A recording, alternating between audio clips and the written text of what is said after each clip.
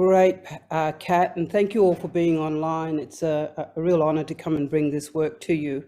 I want to acknowledge that Ngajunu Nilawala and Poelina Ngayu I Martuwarra and Ngai Mandajara Nyigana Ngai Nganga on Jugun and Yaru country in Broome, Ngayu home. Broome is my home, and I acknowledge Jugun and Yaru people.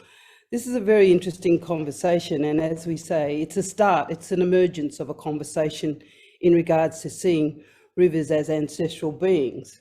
We as custodians of the Fitzroy River, from the beginning of time, when I introduced myself, I said, Ngayu I Martuwarra, which means I'm a woman who belongs to the Fitzroy River.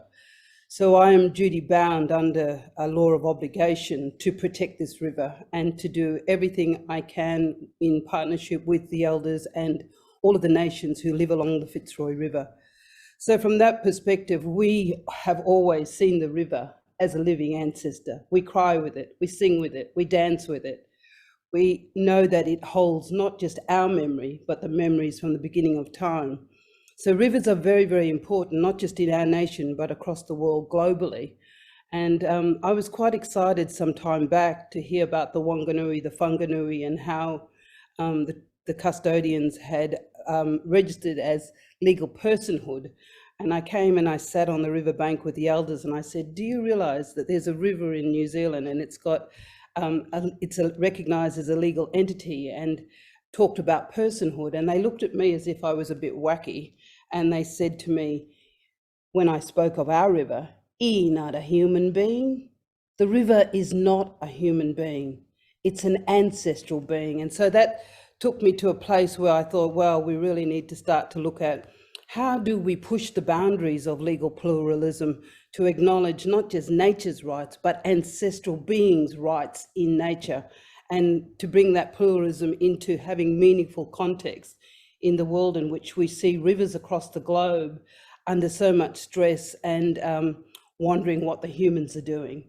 So from that perspective, we decided as a group of scholars to look at how we could push the boundaries of legal pluralism and start to extend in a way beyond nature's rights to the rights of Indigenous people to have our ancestors recognised in law. So from that perspective, what we will do now is just share different components of this presentation, with the view that Erin has to leave at in half an hour. So we're doing this up so that we can create a conversation, because this is all about dialogue. This is about dialogic action. How do we decolonize the process of legal pluralism to move towards meaningful engagement with Indigenous people across the globe, not just in our country, but starting with this story. So yes, thanks, Erin. I'll let you give the next presentation and we'll tip-tap-go. Thank you. Thank you so much, Anne. So that's a really wonderful place to start.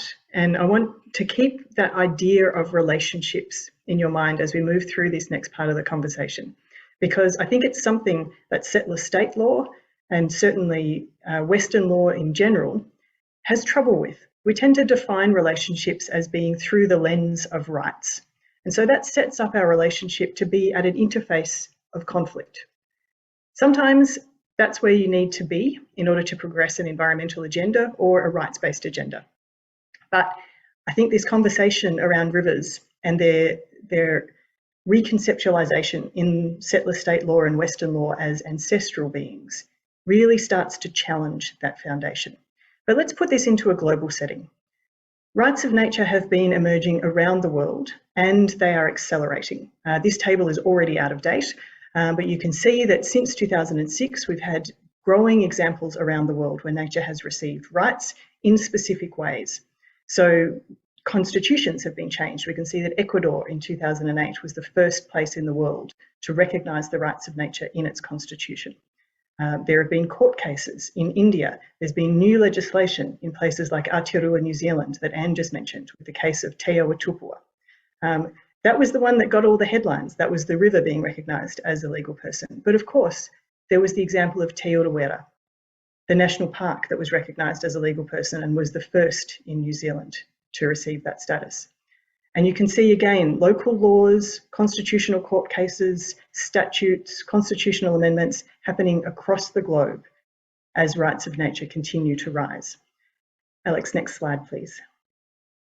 Rivers have been at the forefront of this, and I think that's a really interesting question for all of us to maybe sit with and think about what is it about rivers in particular that seems to attract the human imagination, that seems to ask us this question of what it means to be in relation with the world around us. What is it about rivers that makes them identifiable, that makes them personifiable, that brings us into this conversation about the recognition of rivers as persons in the law? 2017 was the banner year for this change, and we saw Wanganui River, Te Awatupua in Aotearoa, New Zealand, the Rio Watrata in Colombia, and the Gunja and Yamuna rivers in India all received legal rights that year. In the same year, right here in Australia, the Birrarung, the Yarra River, was also recognised as a single and living and integrated entity. And so that's not precisely the same as a legal person. I'm going to talk about that in a second. But we can see this idea flowing all the way around the world as rivers rise in people's imaginations, as people seek, often quite desperately, for new legal tools to protect rivers. This is a particularly strong theme in India and in Bangladesh, where judges are seeking, they're striving for new legal models that will deliver better protection to the environment in the face of climate change, in the face of extreme development pressures, in the face of pollution. So what unites a lot of these rivers are two things. Firstly, they are beloved. They are often beloved by many different kinds of people for many different reasons. They are also almost always highly impacted places where the impact of capitalism, of colonisation, of human development pressures, it has been extreme. So these are not usually pristine places that we've identified as far from human impact that we want to preserve. These are places that humans are intimate with, and therefore seeking new ways to protect them. Next slide, please. So this slide, I'm going to give you this in a fairly quick version, is to try and articulate some of the differences in the way that rivers have been recognised. And the reason for doing this is because each of these different definitions in law actually brings with it some different legal powers and rights and responsibilities. So when thinking about how to recognise nature or a river as a person or an ancestral being in law, one of the first questions we need to ask ourselves is, what powers does this entity actually need? What problem are we trying to solve in recognising it in this way? And therefore, what legal reform are we actually looking for? So at the top of the list here is the legal person. This is the kind of base level model for legal personhood in Western legal systems, particularly in common law jurisdictions like Australia. The most common example that you're probably all familiar with is the corporation. Now, human beings are also legal persons in specific circumstances, but it essentially means it's the ability to hold rights and duties in the law. Nari Nafeen defines it as a statement by the law of who and what matters to the law. Typically, the rights that we see associated with the legal person, the right to go to court. So this is legal standing. It's the right to sue. It's also the ability to be sued. So it gets you into court. It's the right to hold property. It's the right to enter into and enforce contracts. These are the typical ideas that tend to be associated with a legal person. If we move on, the subject of rights is very similar. But instead of having a bunch of rights and powers that are assumed to be attached to it, as with the legal person, the subject of rights requires courts or the legislature to articulate specific rights. And so you can see that that's a bit of a more flexible model, but it's potentially a little bit less of a powerful model depending on what kinds of rights are actually articulated as being attached to that subject. Moving down again, we have the living person. Now, to date, setting aside a couple of these cases, the only people that have been recognised as a living person have been human beings. So the idea that nature or a river can be recognised as a living person starts to bring it much more into the sphere of humanity, and that brings in other rights. So we're starting to see things like, do human rights apply to the river? Could a river be killed if it's recognised as a living person? Finally, we have the idea of the living being or living entity. This is not a legally powerful term. This is the same way that the Birrarung has been recognised in law in Victoria. but it is a recognition that the river is alive. The river and its lands are a single living and integrated entity. And so it articulates the river as a being with whom we can be in relation. And so that starts to take us into this direction of the ancestral person. Next slide, please. Here are some examples. So we've talked a little bit about some of these examples already. The Rio Watrata in Colombia, this was a case decided by the Constitutional Court of Colombia, and it was decided on the grounds that the court felt that the only way to protect the rights of people was to recognise the rights of the river. And they did so by recognising the river as an entidad sujeto de derechos, which in my very bad Spanish means an entity that is the subject of rights. And of course, because it is a subject, they had to enumerate those rights. They had the rights to protection, conservation, maintenance, and restoration.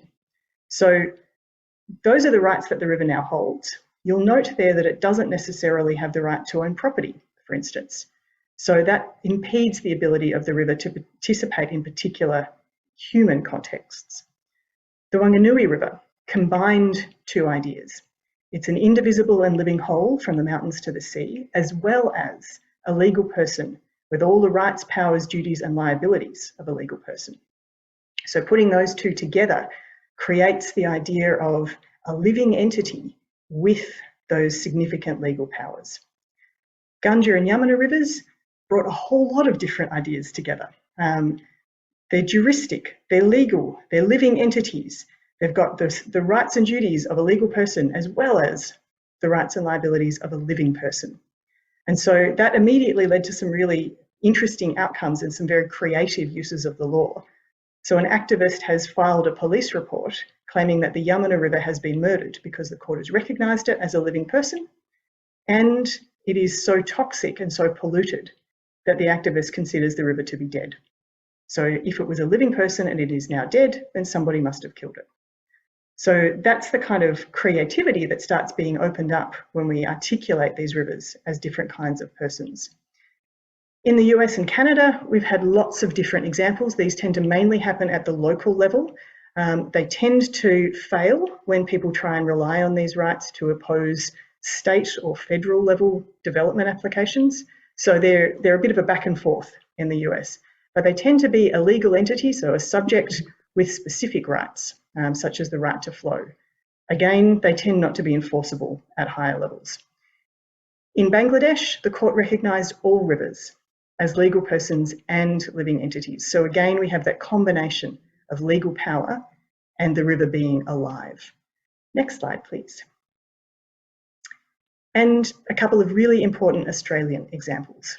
So the Birrarung, the Yarra, is Australia's first and so far only river to be recognised in settler state law as a living and integrated entity. That's a really important milestone for the settler state, but of course, Indigenous peoples across Australia have been recognising country as alive for millennia, tens of thousands, possibly hundreds of thousands of years. Country has always been with us. We have been part of country. And so the Martuwarra Fitzroy River is now formally recognised in the Fitzroy River Declaration as a living ancestral being with a right to life. I think this is where I hand over to Alex. Sorry, I was trying to unmute myself. Thank you, Erin. And I think what is what this brilliant presentation has already shown is that there has been a radical shift over the last 10 years. So since the momentous 2008 Constitution of Ecuador to the more than 450 initiatives that are now span over 60 jurisdictions, there's been a significant shift from an initial focus on the rights discourse to a focus on the personhood element. And that's very, very visible throughout all the initiatives that are mapped and are currently being mapped. What this reveals is a shift from the object, so the rights, to the subject holder of those rights. Now, this distinction is far more apparent in the civil law tradition than in the common law tradition, in that the civil law has an articulated theory of personhood that dates back to the Roman times. And so that is where the tension that Anne explained at the beginning the idea that that the elders, when they said, well, the river is not a human being, they equated the term person with the philosophical or ontological definition of person, not the legal one. The two are different. And that the Romans introduced the idea of the persona, well over 2,000 years ago, as a legal mask. The persona probably comes from the Greek word prosopon, the mask that the actors put on when they acted on stage. And they took on they became the avatars of the characters that they were portraying. So similarly, the persona, the legal mask that the Romans introduced, allowed them to identify individuals as citizens rather than simply as members of a particular community. That then, throughout the years, led to these two figures of personhood in the civil law tradition: the natural person, what Erin referred to as the living person, which is attributed to human beings, so the natural person, and the artificial person. And the artificial person are corporations, states, associations, bodies that are created by groups of individuals. So these are the two figures of personhood that the Western legal tradition has inherited from the Roman tradition: natural and artificial. Together, they are what is defined as a legal person. Now, in addition to that, the civil law tradition very clearly identifies the legal person as the subject of rights. You cannot have right without a subject holder. The subject holder is inherently and inevitably a legal person. So if we go back to, if we go back to, this distinction here, we see that in the case of the atrato, la entidad sujeto de derechos, the subject of rights, is coterminous with the idea of the legal person. However, as I said, there are two categories of personhood that are inherited in the Western legal tradition: the artificial and the natural. The problem that emerged is that when the Wanganui River and the Ganges and Yamuna rivers were called legal persons with all the rights, powers, duties, and liabilities of a legal person, the problem emerged of whether, in the case of the Ganges and Yamuna, the court stayed the decision, the superior court stayed the decision, asking whether the river could be sued for flooding. Obviously, this is a paradoxical question, but it's a question that emerged from the fact that liabilities carries a particular significance. So what emerged over time is a clear dissatisfaction with these two categories of personhood. So the artificial and natural person figures are not sufficient to capture the idea of nature, rivers in particular, but nature in general, as legal subjects. So over the last 3 years, another term has been proposed, the idea of an environmental person. So a third category of personhood that is attributed to physical entities, like natural persons, in this case, natural entities, but the entities that are construed at law, similar to the artificial persons that are corporations, states, and other abstract entities. Now, this is also, this dissatisfaction with this tension is also highlighted some tensions in the point of origin of the discussion on personhood, in that what the narrative and the discourse often obscures is the incredibly crucial and central point and the central fulcrum that are Indigenous voices, Indigenous activists, and Indigenous legal orders in the emergence of both the rights of nature and legal and personhood for nature discourses. And as Virginia Marshall has pointed out, there are risks in this obscuration, in that one of the major risks is that of imposing a set of particular legal assumptions upon the legal orders that are obscured in the dominant discourse. So, for example, to demonstrate that, Gerard Albert, one of the lead negotiators in the Wanganui Iwi, or from the Wanganui Iwi that led to the Te Awa Tupua Act, said that the Iwi, quote, didn't want to change the dance. They wanted to change the music so that people would dance a different way. What instruments, they asked, could they play to change the music, end of quote. And so But at the same time, he also argued that, quote, when we argue within the constructs, they meaning the colonial construct of the crown, we keep getting narrowed so we don't recognize the results, end of quote. So there's a clear sense of the risk of imposition on the part of the colonial counterpart of a set of worldviews upon the negotiating iwi or the negotiating indigenous community.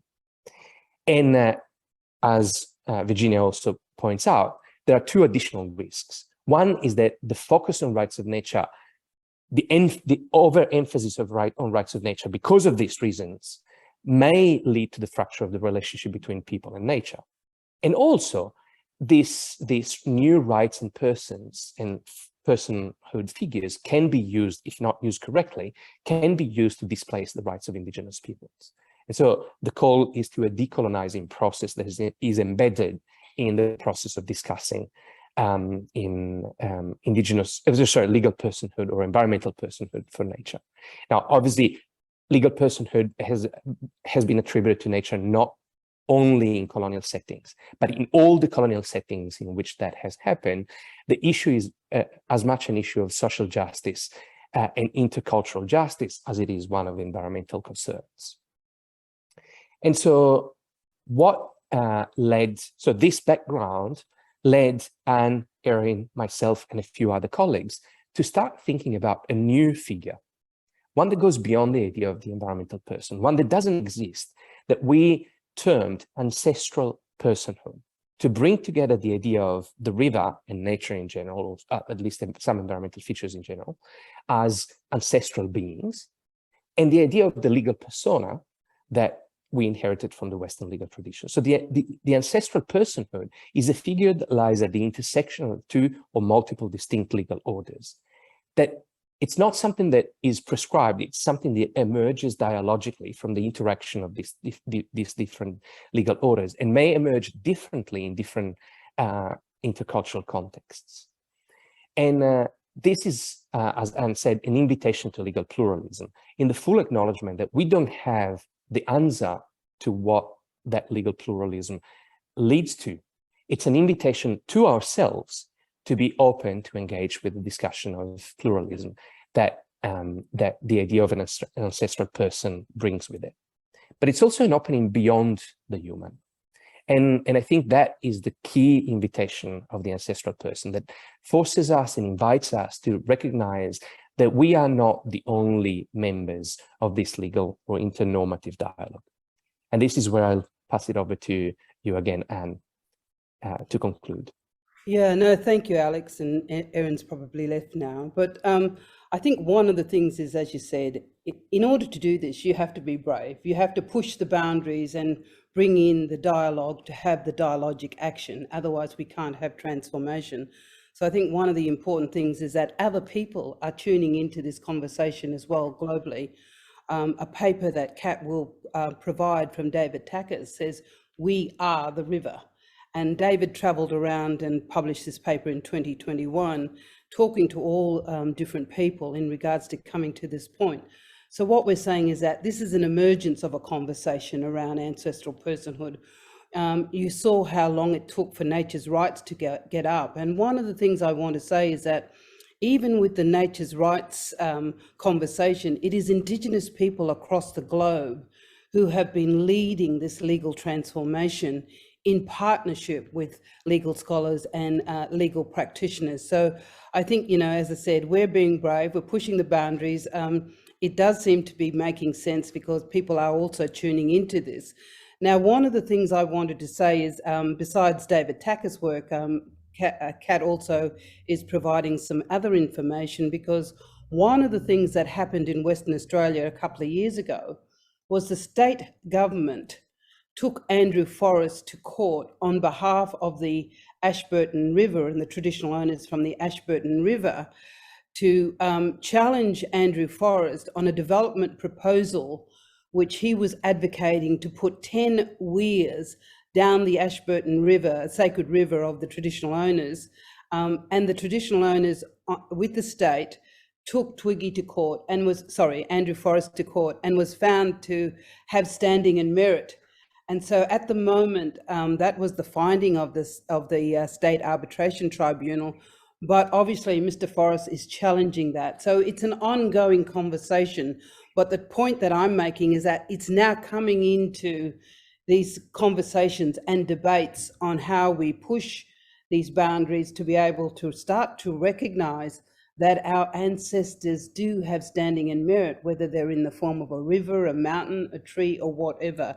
So I just wanted to bring that case to you in terms of saying that within Western Australia, within Australia, we have already a legal precedence being set, maybe not in terms of the interpretation of ancestral personhood, but the fact that the challenge was made because traditional owners believed the 10 weirs would kill their sacred ancestral being, which has a right to live, but importantly, a right to flow.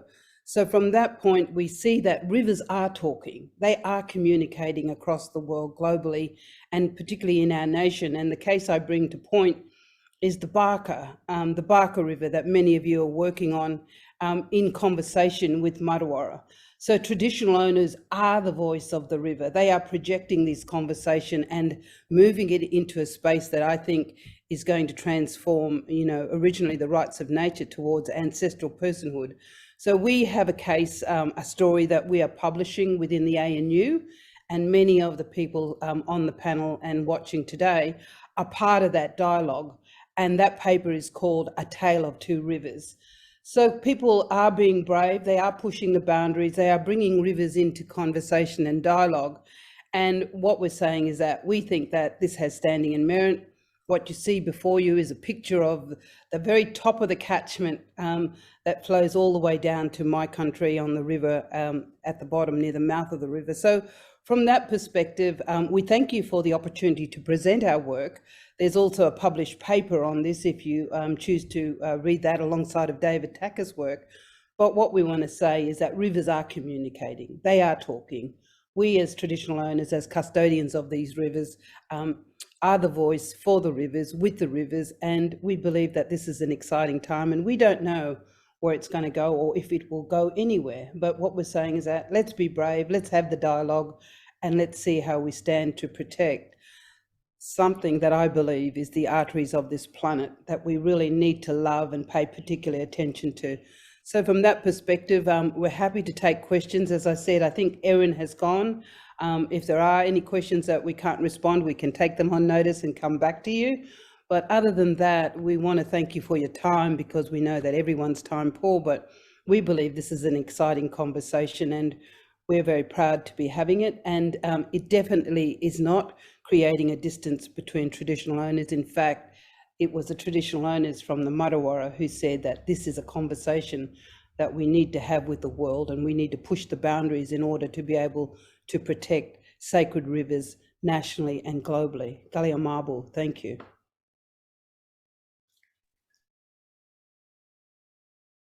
Look, thank you so much to our presenters today, to and Alex and Erin, who unfortunately had to leave early.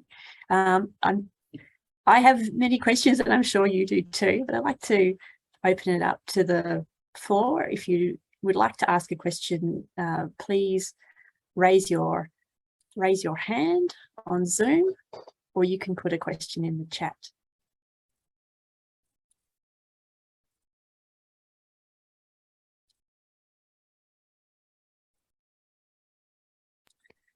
Can I, sorry, Kat, I just saw that there's a question from Tiffany in the chat. Oh, specifically yes, about the Birrarung. So I don't feel comfortable in answering about the Birrarung because that's that should be Erin. But one thing that I can say more in general is that the recognition of legal personhood or of a legal living entity has multiple impacts.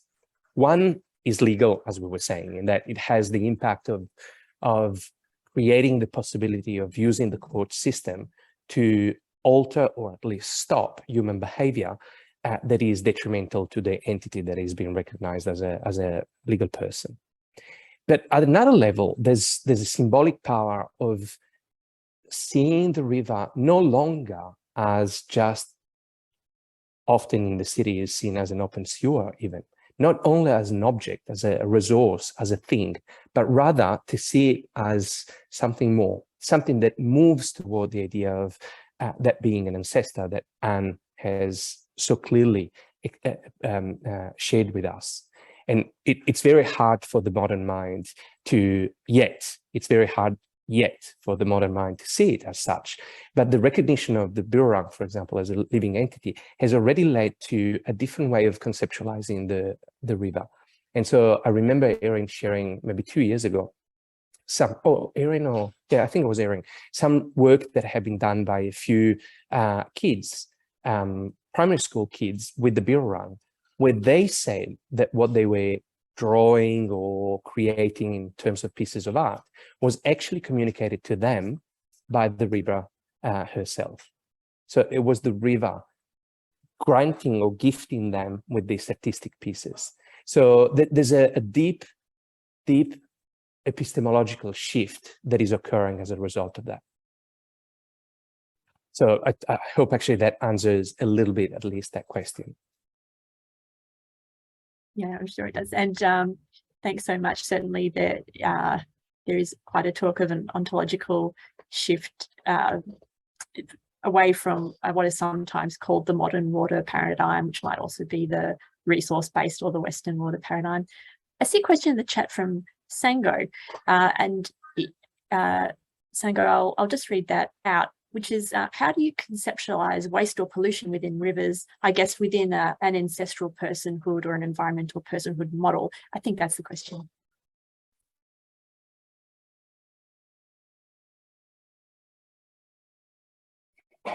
And do you want to, or I'm happy to, whichever. So I think actually that's a really good question, Sango, and I think it operates on multiple levels. And that at one level is the conceptualization of what waste and pollution is. And that in and of itself is somewhat contested, obviously. Not only the extent, but also the very nature of that. It's different, obviously, depending on the type of tool being used.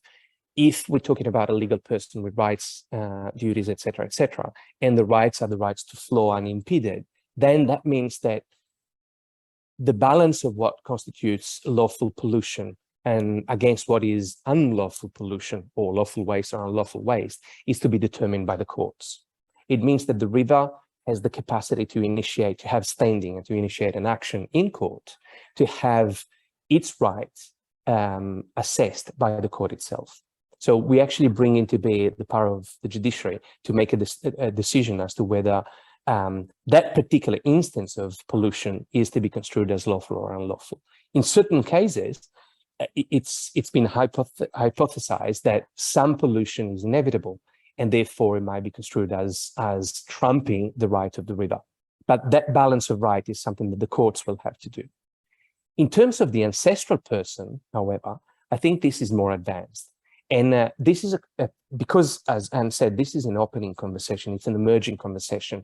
It's not a conversation that has the answer. It's a conversation that poses the question. So questions such as the one that you've asked push the boundaries of what exists now. Is it better to conceive the battle of rights as beneficial to the protection of the river, or is it better to reconceptualize it differently?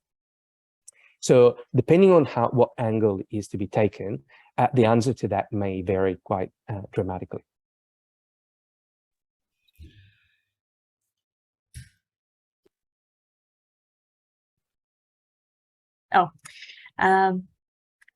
So thank you for that answer. I will just go through the questions in order I see them in the chat. And the next one was from Christina, which is a question about the non-exclusivity of water rights.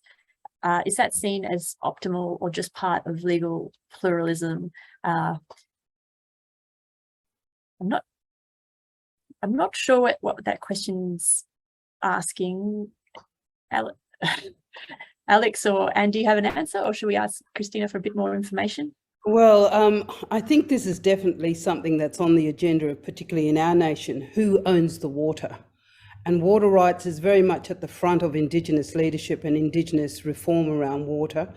And so from that perspective, I think this is a serious conversation to be had in our nation in terms of who owns the water. And I think the conversation in terms of a bit of leadership from the Ashburton River was actually asking those sorts of questions as well. What gives somebody the right to come along and change a system? So one of the things I wanted to say in terms of this is that legal pluralism and getting to a point where ancestral beings are recognised, we see it as traditional custodians in a circle of time. We don't know when this will come about. We want to be brave and push this conversation and start to have the dialogue. So from that perspective, I would say that this could be a very long journey, because that's not the end point for us. One of the things that we are wanting people to do as custodians in this country is we want you to start to build an ethics of care and love with rivers. We want you to form a relationship with rivers. So what we're saying is that the end point is not just legal pluralism for rivers, but your individual relationship with living water systems. And how do we grow an ethics of care and love and attention for rivers when we see that they are so abused across the planet? So what we're saying is that there's steps that we need to take as human beings. And one of the things that we see is that people do get it. I mean, the fact that there was a researcher that came to the Kimberley and, a couple of years ago, she said to me, "Oh, Anne, I heard the river waking up."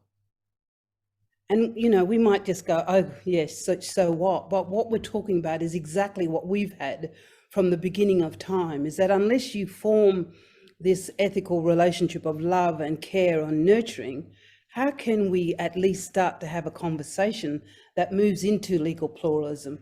So from my perspective, water rights is definitely on the agenda for Indigenous people in this nation. We want to know who owns the water and how we can get into that space and really start to advocate and transform water reform in this nation. So from that perspective, I'm talking as a leader who is connected to many other Indigenous leaders. And we actually had this conversation yesterday nationally. So there is a conversation that we really need to understand who owns the water and where first law of the land comes into being, and how that sits alongside of, the Crown law that determines and dictate how we care and how we have an ethics of care for living water systems. So thanks, Kat, if you want to go to the next question. Yeah, sure. And I'd also like to mention Virginia Marshall's work on web of rights and ways of conceptualizing property rights, and that's extremely valuable work that is relevant to this as well. All right, so in terms of the next question, question from Matt, curious as to the way this is historically being applied to rivers that have been heavily impacted. What are the challenges that you see in getting this type of legal protection through a political or legal discourse for rivers that are less impacted, such as many of those in Northern Australia? Yeah, very good question. And obviously it's at the front and centre of Martuwarra Fitzroy River Council and the leadership from the Kimberley Land Council and our native title groups up here, is this conversation around why are we not learning from the lessons of the Murray-Darling Basin and the Canning and the Swan River? Why are we prepared to take the risk and do things the same way rather than challenge ourselves in terms of transforming the way we care for our river systems? So I think that's a very, very important question. And we are asking that question here on the Fitzroy River, because what we see at the moment is that it's just business as usual. There is no appetite, and there does not seem to be any political goodwill from our state government to sit around the table and have a unified approach to how we have informed consent decision making, how we cooperate, and how we collaborate, not just with Indigenous people, but with our fellow Australians, because what we're talking about is an ethics of care that impacts on public interest matters, and particularly the rights of rivers to live and flow. So from that perspective, we are asking government the same question. Why are we not learning from the lessons of the Murray-Darling Basin and the Canning and the Swan River? Why, when we come into these spaces, are we not looking at a Commonwealth policy that goes to 2030, which talks about how the watersheds and the bioregions are already mapped out into these sorts of ways to look at regional governance of our waterways and our land and environment. So I don't have an answer for that. We have the same questions to government in which we are asking these same questions. Why are we prepared to create foreseeable harm in the Kimberley, not just in terms of the extraction of water, but some of the other unjust developments that are proposed for this region? So it's still a question that's hanging, and the advocacy work that we are looking at doing with the Kimberley Land Council, with the PBCs, is to come up with these questions and these challenges to government from a solid perspective of what one of the elders said to do, which was to stand with one mind and one voice. It's very, very important for Indigenous leadership to be collaborating together and to have a solid position on where we want to go, because we believe that we do have these rights, and that part of this is for the protection of these living water systems, and we want to do business differently in the Kimberley, particularly when the Martuwarra, the Fitzroy River's life is at stake. Thank you. All right. Great. Thanks so much. Now, a question from Philip in the chat. How do you deal with the assumption of guardianship over rivers as part of a state-appointed commission, as is the case in Bangladesh, which can then be used to move people away from the river? So, Alex or Anne, would you like to comment on that? Yeah, one thing that is interesting is that even before guardianship, the key issue is that of agency, in that if we're looking at the river as a legal person, then that person, just as any legal person, needs to have an agent through whom that person can speak in a legal sense. So the same is true of the corporation, obviously, or of a state. So there are entities and institutions that are assume the agency on behalf of that person. In some cases, that agency is articulated in the form of guardianship. In other cases, as in Ecuador, it's not guardianship, but rather that agency is vested on the entirety of the Ecuadorian population. So anyone in Ecuador can speak on behalf of a natural feature. The issue of guardianship, however, you're raising very correctly, then raises very aptly, raises the issue of who is going to be the guardian and what instruments are in place to guarantee that that guardian speaks on behalf of the river rather than on behalf of particular interests that can be detrimental to local populations, local communities, generally Indigenous communities.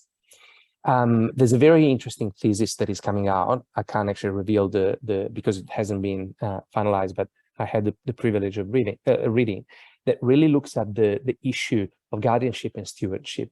What constitutes effective and efficient and ethically appropriate guardianship / stewardship?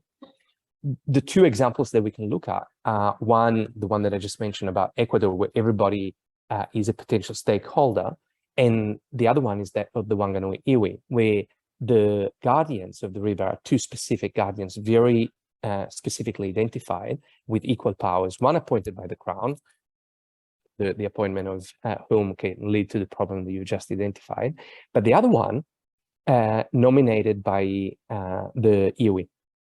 And the iwi, just as Anne said, really articulates the sense of not belonging and identity with the river. There's no distinction between the well-being of the river and the well-being of the individual. And the person who is appointed to be or nominated to be the guardian from the iwi is, from what I understand, is the person who has the closest capacity to listen to the river. They don't speak on behalf of the river. They make an incredible effort to listen to the river. So they really try and channel the river voice. And so in that sense, the interests of the river become bigger than the stakeholders' interest that a Crown appointee may vocalize.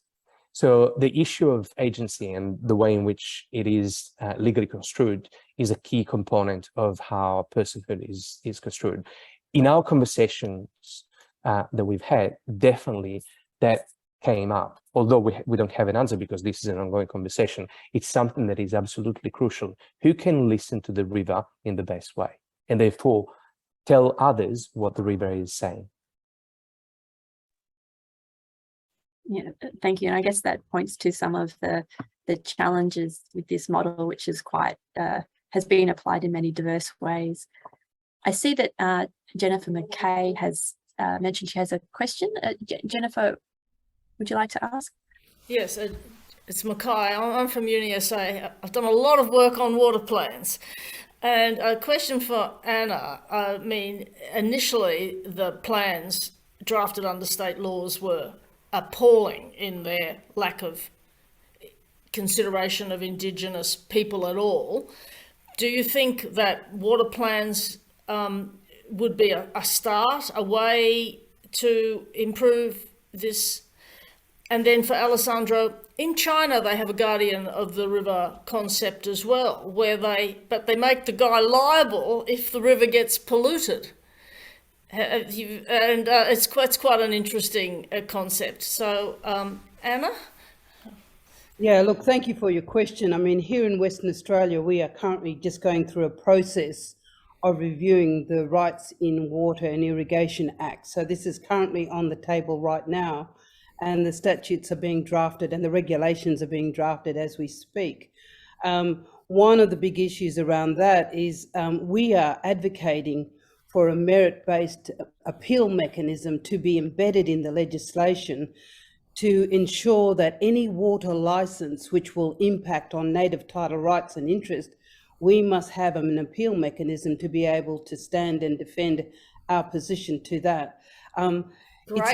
It's a very tricky place because WA has absolute power, and those of you that are tuned into Western Australia can see that we have just created a law to allow the willful destruction of our sacred sites. Yeah. Now, the Martuwarra, the Fitzroy River, is the largest registered Aboriginal cultural heritage site in Western Australia.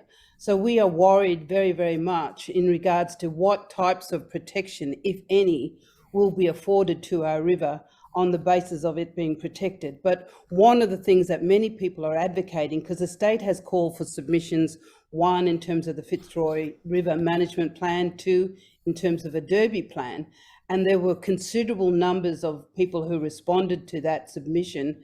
And we, as I said earlier, in terms of the Martuwarra Fitzroy River Council, the Kimberley Land Council and the PBCs are planning on a 3-day meeting coming up very, very soon to have directly with ministers so that we are very clear about what our position on the Fitzroy River is. So everything is negotiated.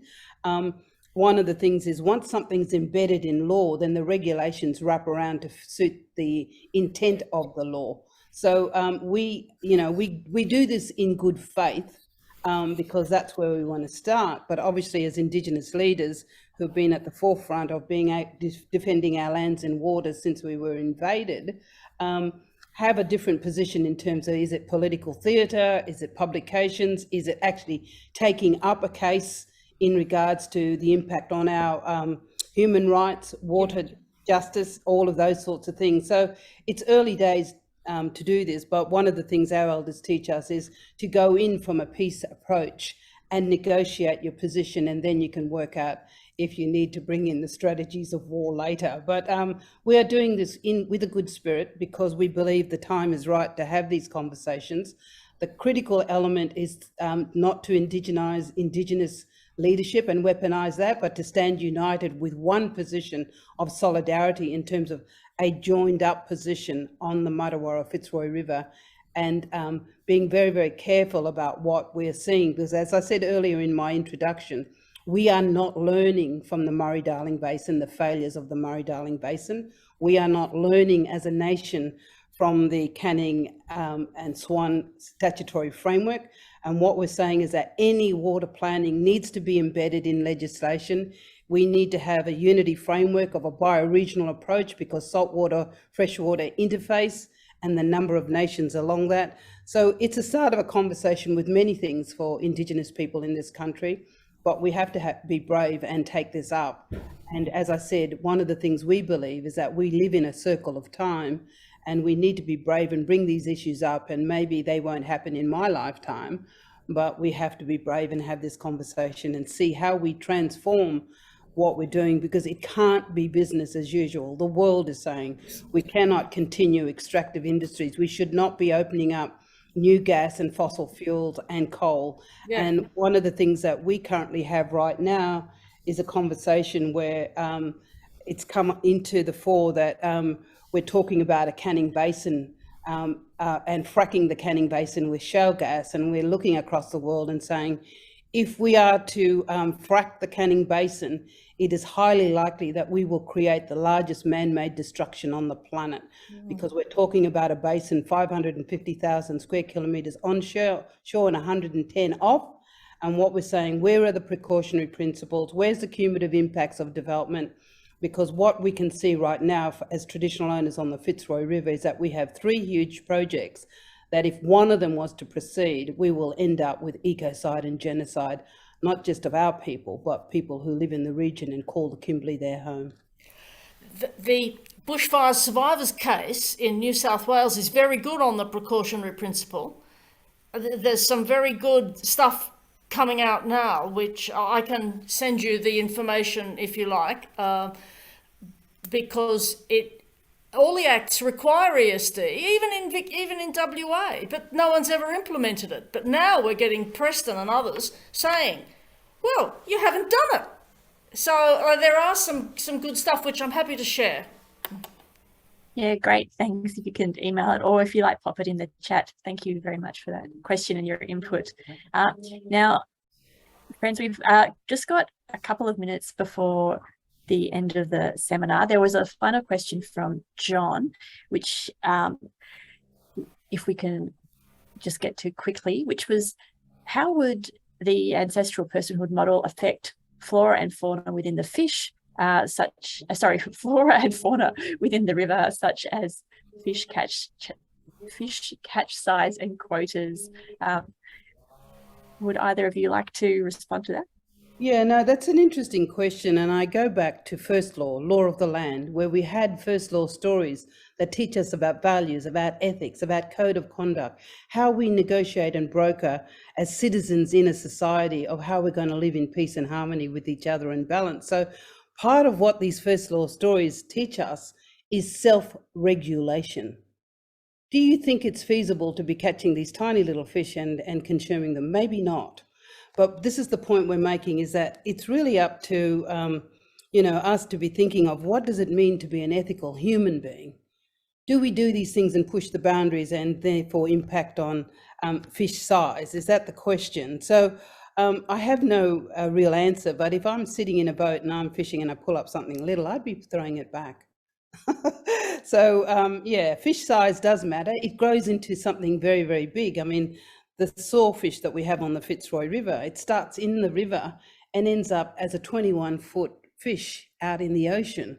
So it's about balance, it's about harmony, it's about other creatures having a right to live and in a way reaching their full potential, whether they're a fish or a tree or a mountain. So from that perspective, I think this was a little bit sort of an abstract question, but for me it goes to self-regulation, values, ethics, and how we self-regulate our behaviour, because it's the humans that are doing these injustices to the environment and to living species such as fish. Great, thank you. Well, we are, I think, out of time now. So thank you so much, everyone, for coming, and an enormous thank you to our wonderful panel members today.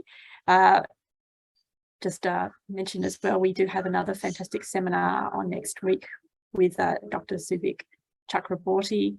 I've got the link in the description. But once again, thank you so much to Alex and Erin. So please join me in thanking them. Thank you. Thanks, Kat. Thank you. Yeah. Thank you for having us. Yeah. Thank you.